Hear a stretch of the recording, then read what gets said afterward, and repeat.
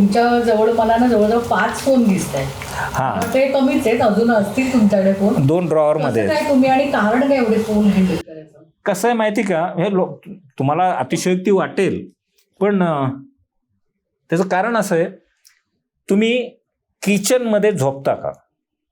नाही. बेडरूममध्ये स्वयंपाक करता का? नाही.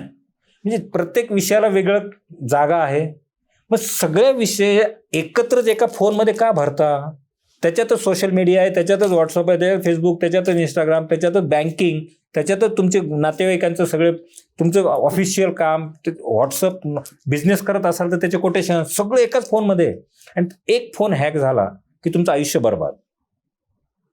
तर मी म्हणत नाही माझ्यासारखे एवढे फोन घ्या. मी प्रत्येक विषयाला वेगळे फोन केले, पण माझ्या इथं शांतता असते.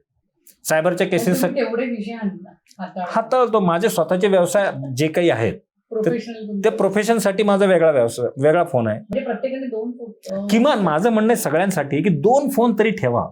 एक फोन साधा ठेवा, अगदी साधा बेसिक मॉडेल घ्या, 7-8 हजारला मिळतं. कुठलंही घ्या की ज्याच्यामध्ये फार फीचर नको आहेत, फक्त साधा फीचर असलेलं फोन घ्या आणि त्याच्यात तुमचं बँक अकाउंट शिफ्ट करा आत्ताच्या फोनमधनं. आणि त्याच्यासाठी प्रोसिजर काय आहे की काही ठराविक ठिकाणी जिथं तुम्ही तो नंबर दिलेला आहे अकाउंटला, बँकेला किंवा आधारला, तिथं जाऊन 1 टाइम एकदा तुम्हाला तो त्रास आहे. आयुष्यभर तुमचे पैसे कधीच वाया जाणार नाहीत फ्रॉडमध्ये. तर दुसऱ्या फोनमध्ये बँक ट्रान्सफर करा आणि त्याच्यात ते नेट पॅक टाका, पण त्याच्यातलं नेट कायम बंद ठेवा. ट्रान्झॅक्शन करताना फक्त ऑन करा, इतर वेळेला बंद ठेवा.